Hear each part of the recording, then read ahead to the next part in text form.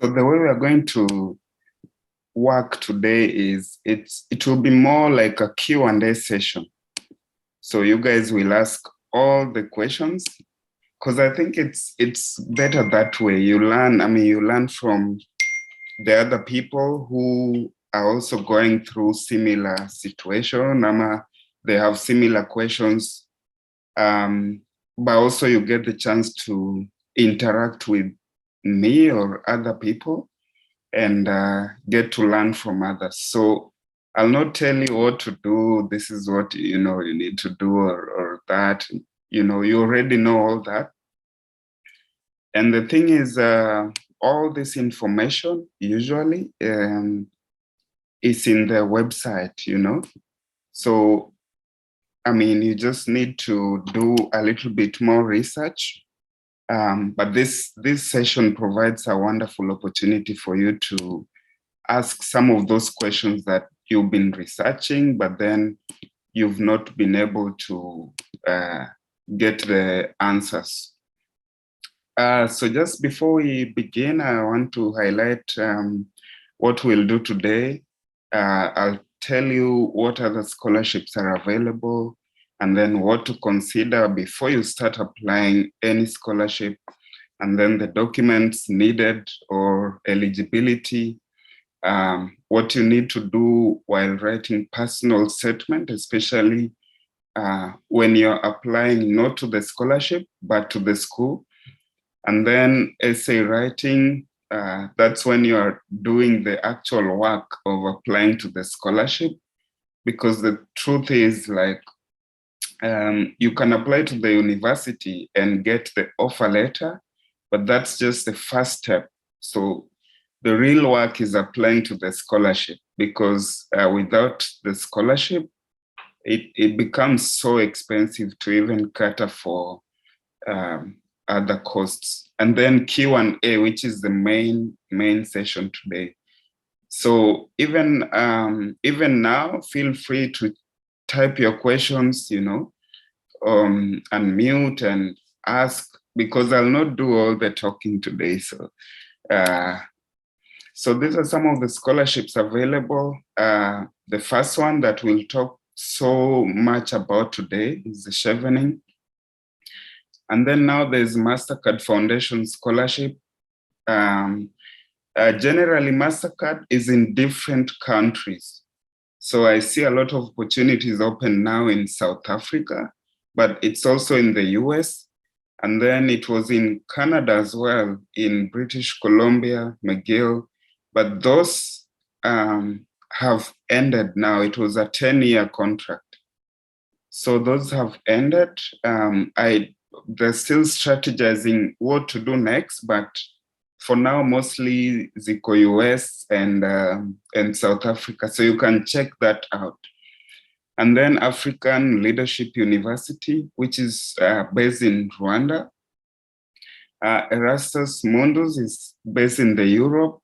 So in Europe, so you get to go to Portugal, Spain, France, these European countries. McCall McBain was a scholarship here in McGill. I think it's still open for next year, though, because for this year, they have already selected different people. And then there's something that people don't know that I want to highlight, the departmental scholarships.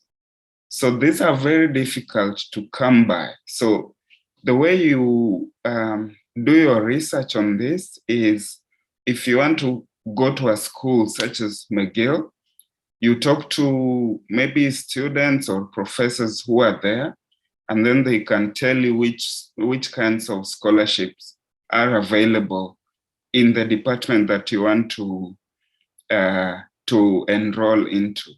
So inakuanga a bit tricky, but it's the best way, because all these other scholarships like Chevening, Mastercard, Commonwealth, these are widely known by almost everyone. So everyone applies, and then it becomes so competitive. But the thing is, once you enroll into a school, you get to access some of these opportunities that usually you can't access before applying to these schools. Or even before you apply, if you talk to the right people, you'll get access to some of these opportunities. So do your research. Don't wait to apply for all these other scholarships that everyone applies to. You can do that as well. And that's why we are having this session today.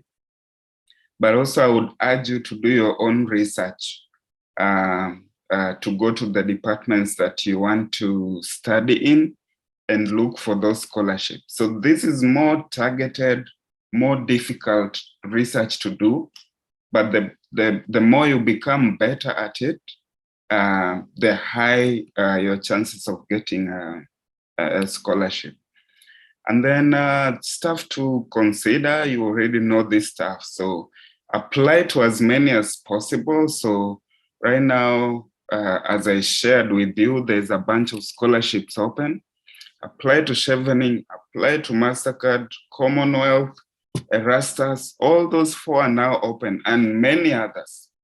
So the more you apply, the more you increase your chances of being selected into one.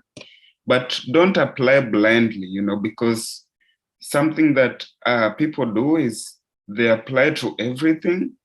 They end up, when you're a jack of all trades, you don't really specialize in one thing. So you end up applying to many things which, need your attention, and you don't really give it your all.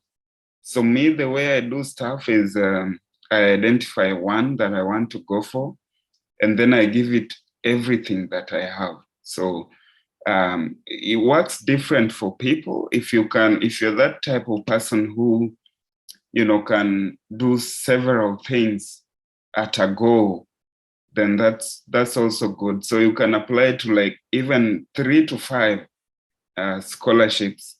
And the thing is, if you want to enroll for 2023 September, this is the right window period to apply to scholarships, because after December, most of these scholarships will close, and then you'll have to wait for 2024, which means you have to wait for 2023 August for some of these calls to close. So just keep tabs of the scholarships you want to apply to, when they're ending. So for example, Chevening is coming to an end in November. So you still have a lot of time between now and November. So there's no excuses, And then the other thing is types of scholarships. There's partial, there's full, there's half. Full means, they cover your tuition, your living expenses, accommodation, food, everything. So that's the one you want to go for. But those ones are very competitive, as we all know. And then there are others, half, which means they cover your tuition, but your living costs, the food you eat, how you live, how you pay your rent, it's up to you to cover. So that's good, but it's not enough, because the thing is that UK, US, Canada, Europe in general, and these developed countries, life could be really expensive.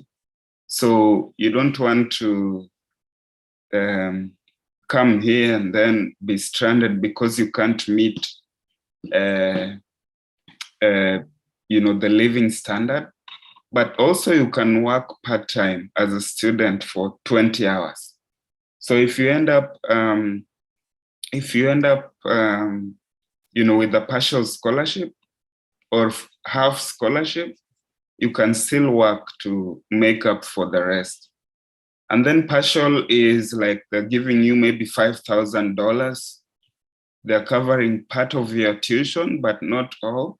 So you not only have to cover your tuition, but also your living expenses. The other thing we'll talk about is course choice. So for Chevening, you are given opportunity to apply to 3 courses in 3 universities. But the secret is you to decide which course you want to study and which 3 universities offer that course, because then it will be easier for you to make your case that, I want to do maybe public health because of 1, 2, 3. But if you apply for 3 courses, it will become very difficult to argue your case, because then you're all over the place. I want to do public health because of ABC, but also I want to do public policy or international relations because of 2, 3, 4, So it becomes very difficult to have a coherent essay. But if you decide on 1 course and then select 3 universities, and I usually advise people for Chevening, especially if you're applying, choose 3 universities, 1 in the rank of Oxford, Cambridge, like Liverpool School of Tropical, London School of Tropical Medicine, like ISO ranks. And then for the second, you go for this, high ranking schools, but they're not so high ranking like Oxford, and then for the third choice, go for like a low ranking school that has no choice but to select you. So you have 3 options. If you get admitted at Oxford, well and good, but a high chance is that they will also do their separate interview and they want to know you, and maybe you do not meet the criteria that they want. But make sure you apply to another school that you really like, but it's not on top there, but it's in top 20. And then the third choice is really too, like, if your top 2 rejects you, which is really difficult, then at least you're sure of this third one. So the other question people ask a lot is when to apply for these schools. I think the priority now is to apply for the scholarship. But before you do that, just make sure you have identified the course you want to study and the 3 schools that you'd like to attend. So you do not have to have applied and received offer letter as per now. But what you want to do is to select those 3 schools, and in your application portal, they will ask you, like, have you, applied to these schools? You will say, I have applied, but I'm waiting for feedback, which I'll talk in Kiswahili. Ni si ukweli, lakini you know very well that you will apply to these schools later on. So just if you do that, make sure you apply by December. But if you have time now, apply for the scholarship and for the schools as well. And then find the right university. You can talk to people. You can look people up in LinkedIn.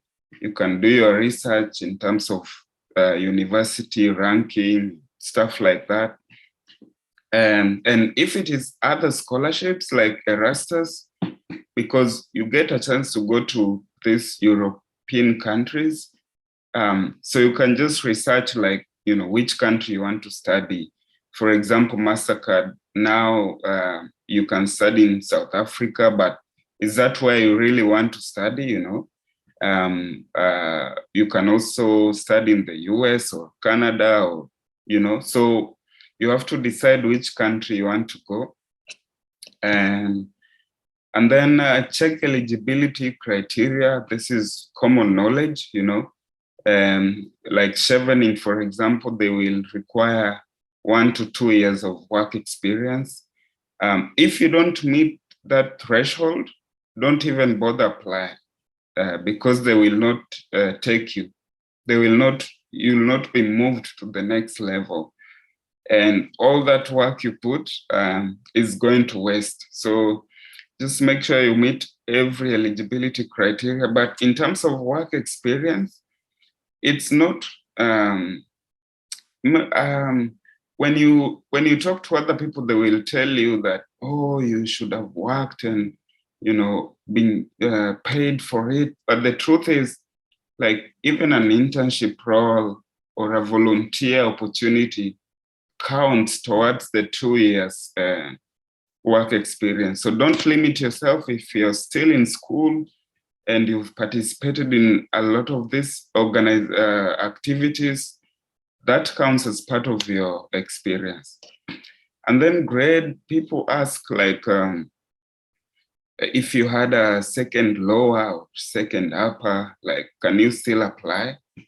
The answer is yes, even if you had a second lower, but you have an impressive leadership journey or you've done some impressive stuff, you can apply, because Chevening is not looking for, like top students, but you should have done some, activities, or, you've engaged in some leadership role that proves that you deserve that scholarship.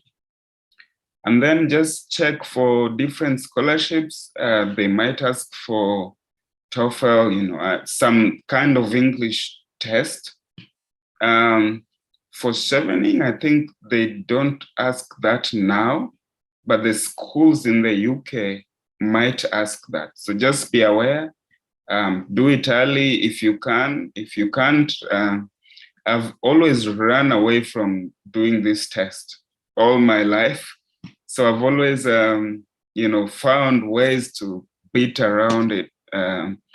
But the truth is that for some schools, they're really strict about it. So just find out which school, need it and which one you can have your way around it, especially if you did your whole undergrad in English.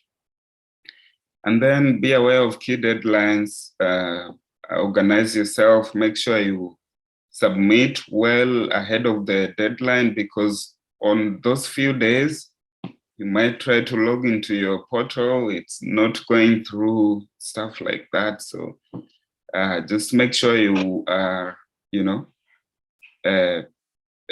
applying early.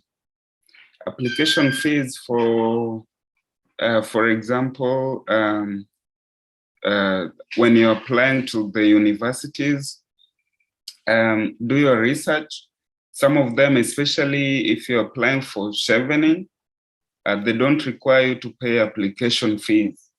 But for other scholarships, when you're applying, like, you have to pay like $50, $100.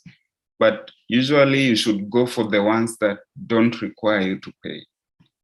And then you need to send appropriate documents. That's self-explanatory. And some of those documents are, thought I had the documents, yeah, here.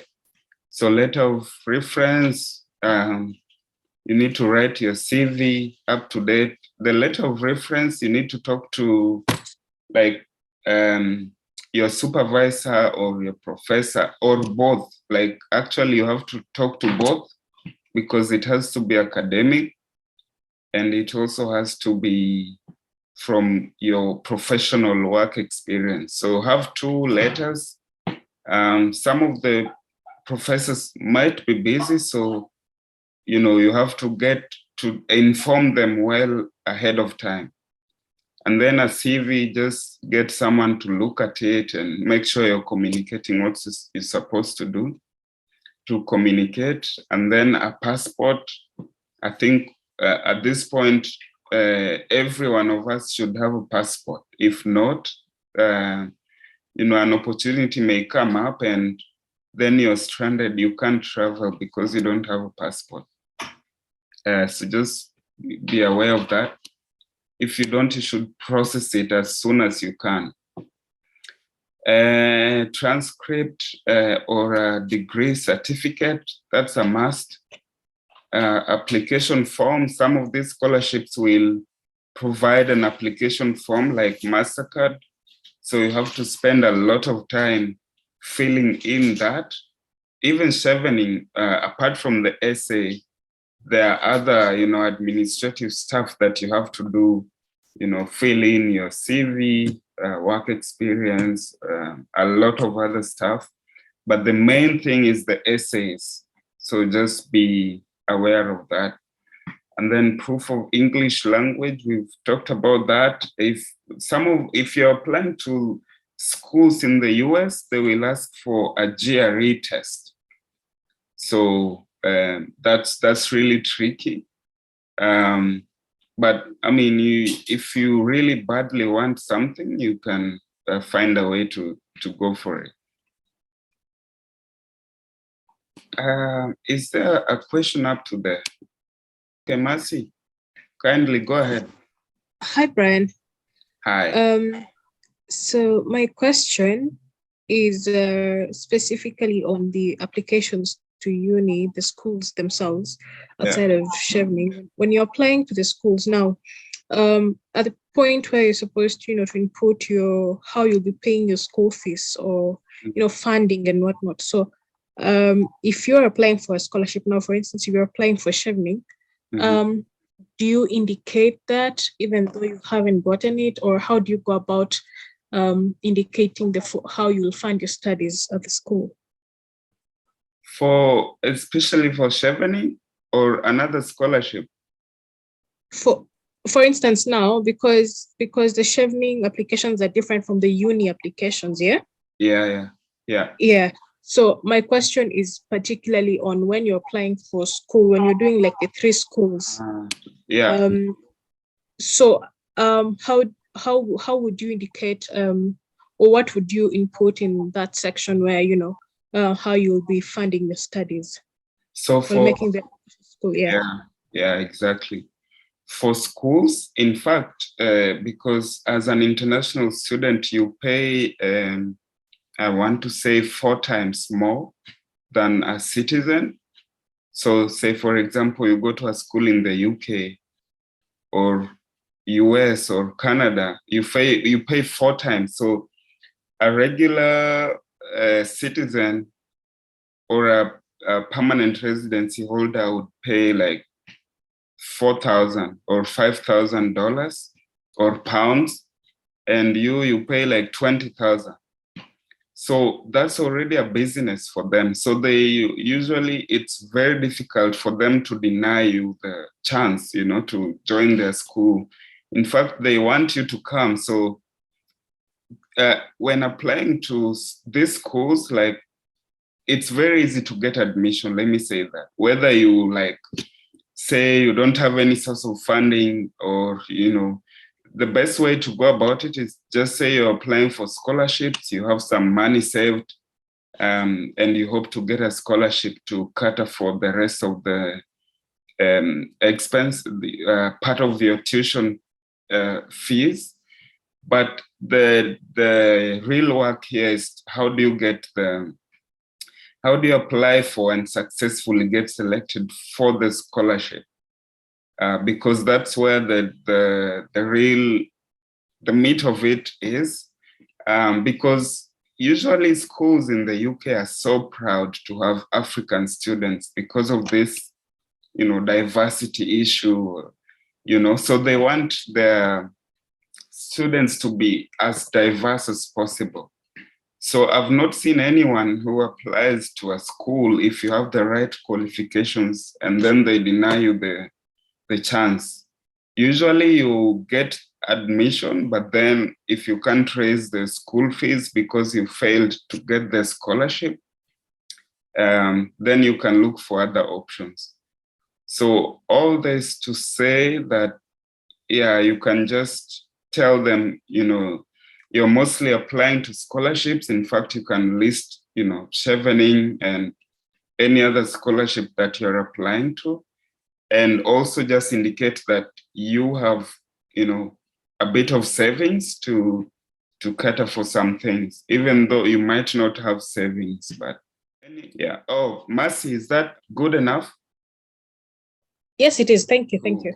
Okay, next question. Omwala, there Yes. is a question from on the chat from Marian Jogu. She's asking, at the point of discussing Chevening, please talk about what unconditional offers are in regards to a university offer and how to increase your chances to get unconditional offer, which is a requirement.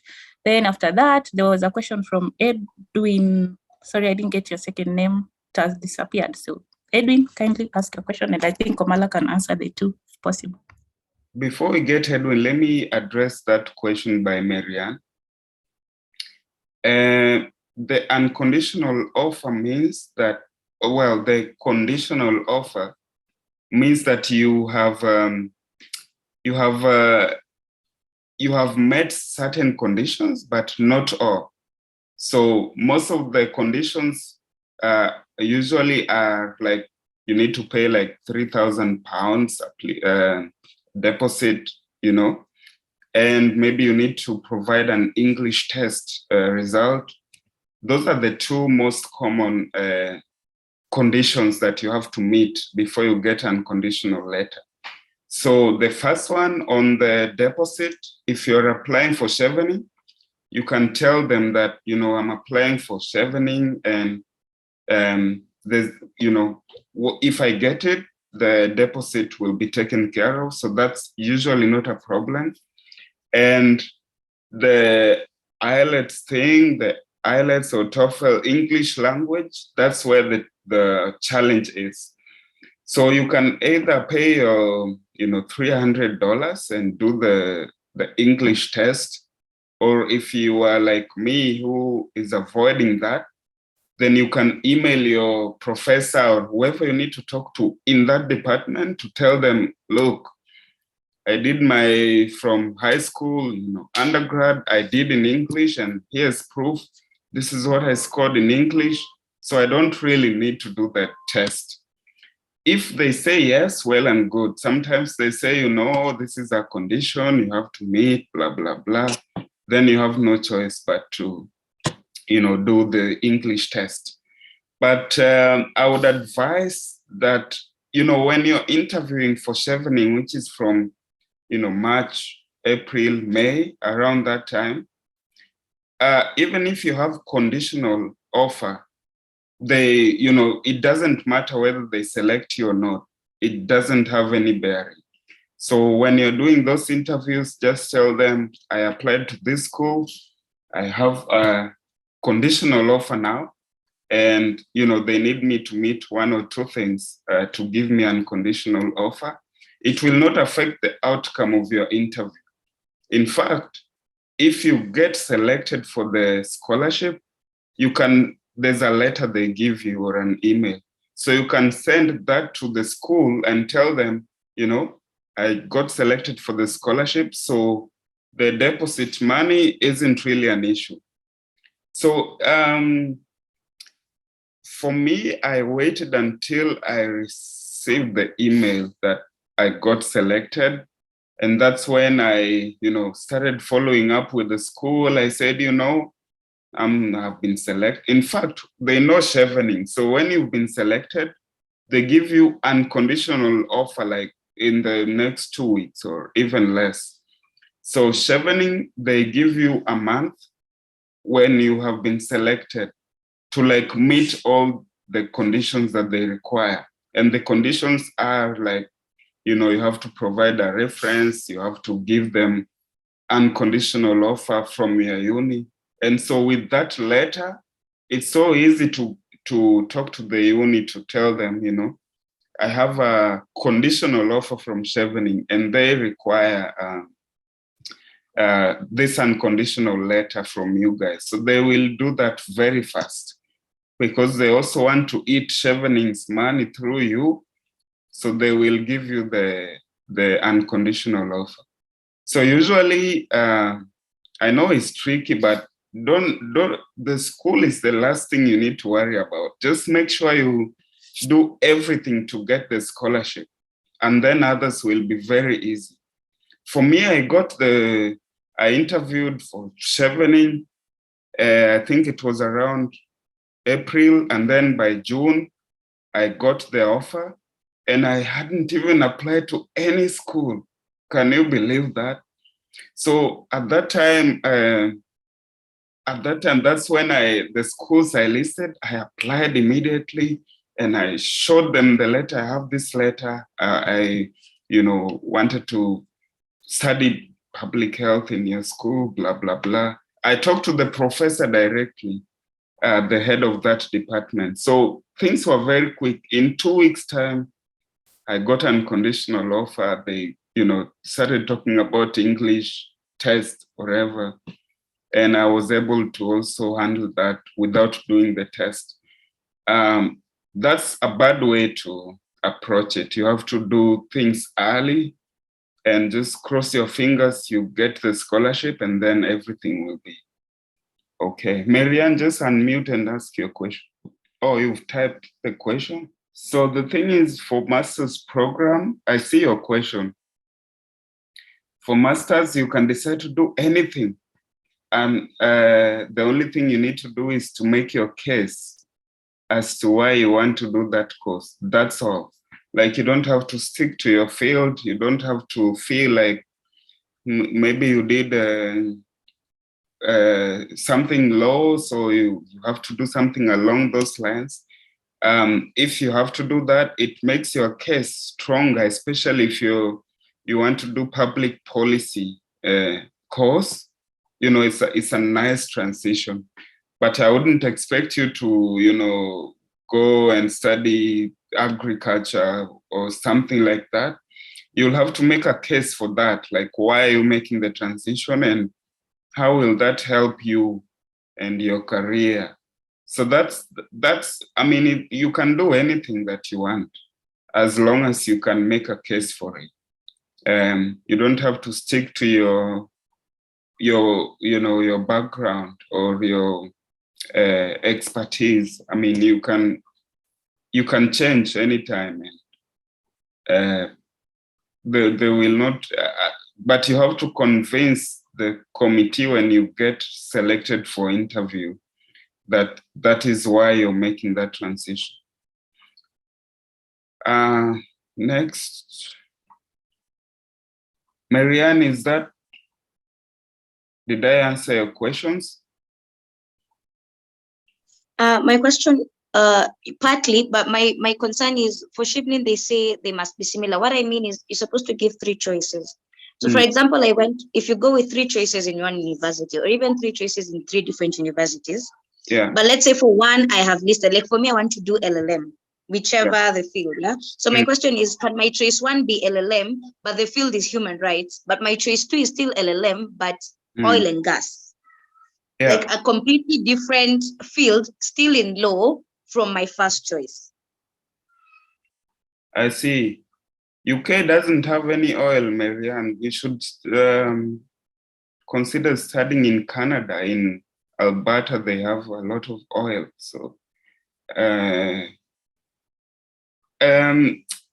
when I started, I said, like, you have to, for you to make a strong case, like you need to identify one area, So if it is law, go with law, and then choose 3 different universities that offer that course that you want. If you choose 3 different courses, your argument will not be coherent, like, because you have to make a case as to why you chose that course. You see? So for you, like, it's very easy for you to have a very coherent, well thought out reason why you want to study law. So if you apply for 3 courses, it will be very difficult to justify that. So I'd urge you to stick to that and look for 3 universities that offer specifically what you want. So that will, that will make you stand out, as opposed to one person trying to study 3 different things, but yours is related. If you talk about oil and gas, but still low, and then low in another specific field, that's okay. But what I meant by 3 different courses is someone trying to do, public health, international relations, and maybe economics. 3 different courses, 3 different fields, 3 different universities. That's very difficult to make your case. But if you choose one course, it's like a top tip that people don't know. Like, don't choose 3 different things. Just go with one, choose 3 universities that offer the same thing, and then make your case. Marianne, does that address your question? Nice. Polema? Okay, thank you so much, and sorry for joining late. Maybe you have answered the question, but let me just ask. Yeah. So I have few questions. Mm-hmm. And first one is, can I apply for the Chevening scholarship before applying to the schools? Because I observed that now most of the schools' applications are not open yet. Mm-hmm. So can I apply for the scholarship before applying at the schools? So yeah, I already talked about that. But what we said was that you can identify 3 courses, 3 schools, and one course, like one course being offered in those 3 schools. And then, I mean, for me, like, you don't have to have applied to the schools, though this is recorded, but I think I can just talk about it. You can have your way around it. You can say, yes, I have applied to the schools. I'm just waiting for feedback. But in real sense, you haven't applied, and they will not talk to the school and ask them, did this and this person apply? No. All they want to see is when you have been selected, that you give them unconditional offer from the school. So how you go about getting that, it's none of their business. So you can apply to the scholarship, give it your all, submit before the deadline, and then start applying to the schools, like almost immediately. But you don't have to have applied to the school and gotten any type of offer, Although in that application form, they will ask you, have you applied to schools? Like, you have to select 3 schools. And the thing is that the ones you select, you cannot change them later on. So just make sure you do a thorough research on the schools and apply to those 3 that you selected. You cannot apply to others later on and say, well, I applied to this other one. The ones you put on the form, those are the ones you will apply to. Oh, okay. Yeah. I think you have already answered the next question I wanted to ask. Okay. Omala, we have a question. Yes.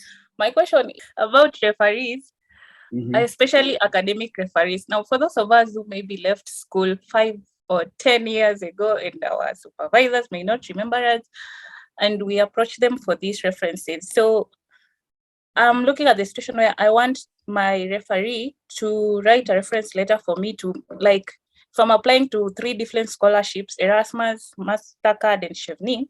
I want him or her to address the references to these 3 scholarship selection team, and then to the universities, to the specific universities. So is it safe for them to address to the normal, to whom it may concern, or if I want them to address to the selection committees, how can I ask them? And also, what are the key important points that they can capture to strengthen your your application, because like for me, there's one who wrote for me, she was a student in my department and she participated she was the chairperson of the students club. That's all. So what are the key issues they should address to make your application strong? Yeah, that's a really good question, because you as a alumni, you get to also participate in reviewing other people's essays and application. And one of the things, like sometimes like you get 10 people who are really good, but then you have to forward 3. So you go to their recommendation letters and look and see, who was recommended well, stuff like that. So when it comes to that, like just make sure everything in your application is good. And for me, like, because as you say, those professors and lecturers are really hard to come by. Sofina and myself, we share a mentor, by the way. Sofina was my classmate. So we have a prof who like, we relate to closely. True. So, yeah. So for those who are still in school, like it's usually good to have that one lecturer whom, personally, they know you, they can be your referee, they can put in a strong word for you, And the other thing is, if they're so busy, for me, I usually just write the letter myself and forward it to them, like, this is the scholarship, this is the deadline, this is what they need. Here's a rough draft that I've come up with. Do you mind going through it, making input, Because the truth is, like, especially when you're applying to multiple scholarships, they might not have time to go and read about the scholarships and, every time recommend you for the thing. So it's a way to cheat your way through, but it helps. I mean, there are busy people with busy lives. That's why this session should not be recorded. But anyway, that's how you could go about it. You write a draft, send it to them. It's not like a legit way, but it's you who can tell your story best, and you know what the scholarship needs. So for me, I just write it and share with them, and then they would, make all the input. They can throw my things out and write their own, but you've shared with them what they can talk about. So those regular stuff like, she was a student from this year to this year, everyone writes about those, but you need to identify and highlight key leadership skills, and explain how you yourself was a leader, because that's what they're looking for. It's not about just participating in a regular degree program. But at least you should have one person who you can reach out to, even if you graduated in 2010, like just one lecturer who can talk about you. Because if you're thinking about moving forward with your career, that recommendation will really be good. It doesn't have to be someone who taught you, maybe your mentor or, someone who can talk about you and your work. Sofina, do you have anything on that? No. I think you pretty much covered it, but really, I think also the experience I've had, because I've had applications which ask you for 2 or more, is that even when you reach out to them, like funny thing, they are willing to help. So what I've discovered they ask you to do is just draft probably the recommendation you'd want for them to write, and then they just append their signature. So don't feel frightened. just, I mean, go for it. What have you got to lose in asking your former lecturer to do a recommendation for you? Thank you. They want to see you succeed as well. So it's true. It's true. Yeah. But also, I hope you're a good student. Hey, I was. That one, I'm sure. Perfect. Then please go ahead and just ask them. Okay.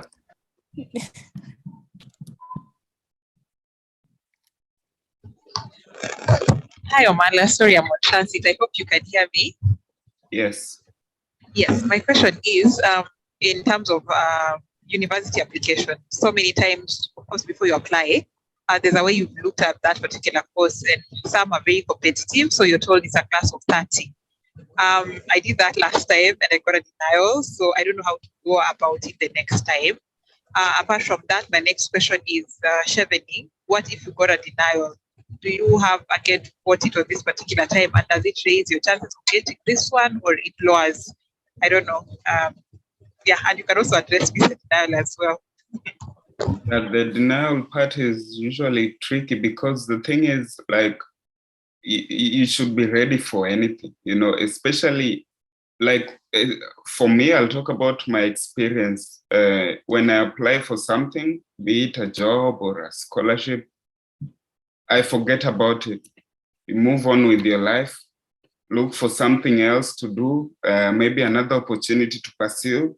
But if you put your heart and soul in there, you'll be very disappointed, depressed for a while, you know. So treat it as if, like, you know, just another regular opportunity that you are pursuing, but you know, like, of course, you should have high hopes, but all your life should not revolve around that, you know. So it's a difficult conversation to have. That's another like whole, you know, webinar in itself. But yeah, just be ready for rejection, acceptance, and because everyone else is applying. That's why I said, if you are really, if you really want to, you know, to enroll in a school by September next year, you should try to as many as you can, you know, as many opportunities. Talk to people, go to the departments that you are looking at, apply for those, because only a handful of people apply for those. So increase your chances. That's a strategy that works for people, not for me. But yeah, I mean, if you put all your eggs in one basket, the result is always tragic. And yeah, your first question was around the application to a school, right? So people take that for granted, by the way, like, because you have to write a personal statement, you have to make a case, like we said, why do you want to study this course? What next? It's very hard to get denied, you know, from a school, because like they're looking for, especially us Africans, you're bringing a different type of discussion to the table, and they want that, you know, they want that enriched experience from different people from different backgrounds. So my experience is, like, any school I have applied for so far, only scholarship maybe I couldn't get, but the school, they, you know, if you had even if you had a second upper or lower, so if you had a second lower, you front your experience more than the academic side of it. And that, you know, that makes you stand out. But I think everything just requires research, you know, hard work, and then just hitting the right buttons, I think. Because if you treat it as just another, you know, for the personal statement, you have to tell them, about yourself, you know, who you are. They want to know who you are, you know, what you want to study and why, the experiences you have in that field, what kinds of experience and will you be bringing to the discussions, and then what you plan on doing after the degree. So just treat it as any other scholarship application. Give a story, you know, start by sharing where you're coming from, how that shaped who you are, and then share your essay for edits. It's usually just 1 or 2 pages. This is not too much, not like a regular scholarship application. Nafula, did I answer you? Yes, you did. Thank you. Thank you so much. And anyone can chip in, really, because I think everyone is learning, and it's good to learn from other people's experience as well. So feel free to, like, even raise your hand to contribute to the discussion. But I think we are running out of time. So maybe 2 more questions. Paul? And then my question is, Miss, if at all you have received the scholarship opportunity, are there chances that the opportunity can be scrapped due to the fact that you missed the school? And then maybe for my friends who have not received the certificates, but they have transcripts, can they use those transcripts? Yes. To make the application? Yes, of course. Then how many about losing hope? You know, there are some who have tried. How many times should one give it a try before losing hope and all that? You can also talk about that, please. I mean, I first applied for Chevening in 2018, and then I got denied. You know, at that time I was just coming from some program, and I wanted to go to school, and, you know, I tried, but it didn't go through. And I put all my everything there and my hopes and whatever. But, you know, things happen, you pick your pieces and move on. And then I tried again in 2020 and got it, you know. So it depends with the person, like how badly you want the opportunity. I think if you want it so bad, like you have to put in the work. That's the thing I can say, you know, like you have to talk to people, you have to start early, write your essays, share with people. It's not a guarantee that you will get selected, but you feel proud that you've done the work. The next time I applied, you know, it went through, but I didn't put like my heart into it. At that time I had a job, so it's good to have options. But talking about failure is really difficult, and it's a reality, you know, like, yeah, I'll just reiterate what I said, that you know, some of the battles you win, some you lose, but regardless, life goes on. But it's good to have options. It's good to, even if you think you have a stable job, just apply and let's see what will happen, you know. You can choose. It's a good choosing. You're choosing either to continue with the job or start on a new path. If it doesn't go through, apply next time.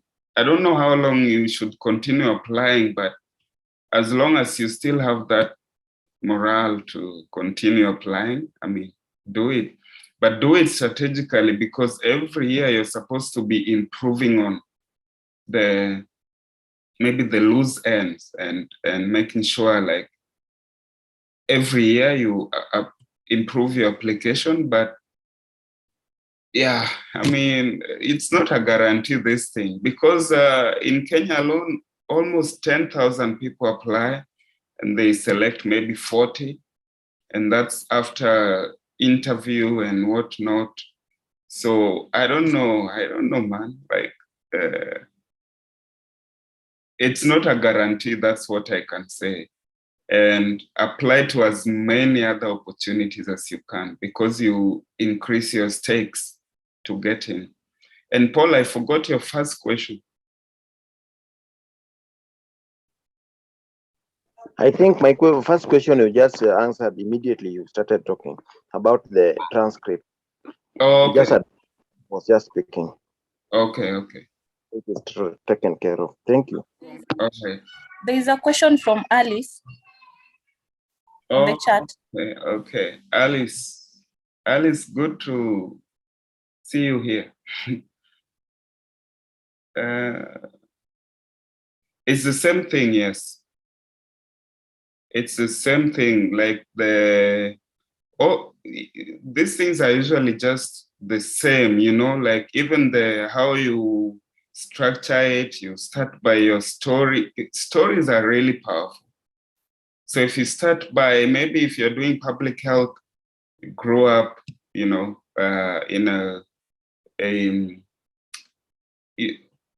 just looking at the health disparities in the hospital, there were not medication. If they were there, you couldn't afford, things like that. And then you bring it into perspective, like how it shaped your career, how then later on you decided to pursue that field and connect it to your, real life experiences. That's the winning essay.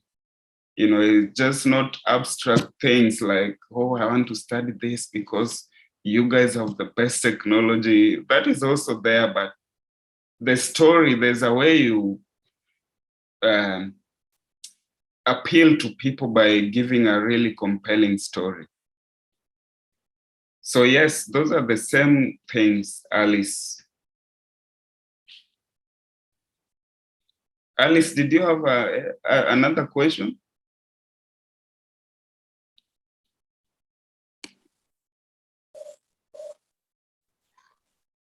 Not really. Thank you. You've answered my question. Thank you. Okay. So Shimuli, back to you. I think there's no other question. I have one last question. Okay. So yeah, it's a question that has been bothering me. I don't know how to go about it. Nowadays, you come across this question about diversity and something of the sort.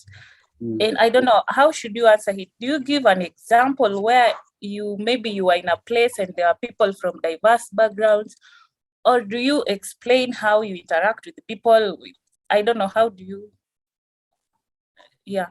write such an essay on diversity and inclusion? Yeah, every even in an interview, like a story usually works magic. Like any interview question, even a written question, I think by giving a story, you become different. You're not like going through the regular thing that people write, like, So for me, I just start with that, giving an instance where like you had to collaborate with different people from different backgrounds and then give something shocking, like, maybe you had, you thought you had quick solutions to the problem that you were discussing, but then coming to understand like where people are coming from, their beliefs could be different, and you creating an environment that fosters that kind of discussion without feeling of judgment. Like I would go about it by giving a story first, a real life experience that you had, and then conclude by the lessons that you learned from that and how you hope to carry that on to that opportunity that you're applying to. So it depends with the context, but a story definitely works. Okay, thank you.